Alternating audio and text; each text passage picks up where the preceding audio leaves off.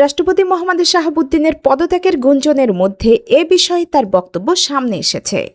বৃহস্পতিবার সন্ধ্যায় একটি ব্যক্তিগত নম্বরে যোগাযোগ করা হলে তিনি ফোন রিসিভ করে প্রায় 2 মিনিট কথা বলেন।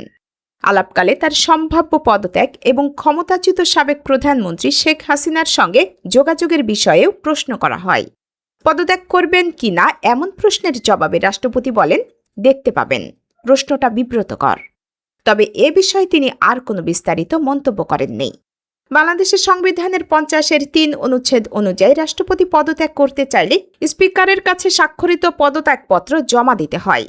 তবে বর্তমান পরিস্থিতিতে স্পিকারের দায়িত্ব পালন নিয়ে আলোচনার কারণে সাংবিধানিক প্রক্রিয়া নিয়েও বিভিন্ন মহলে প্রশ্ন উঠেছে।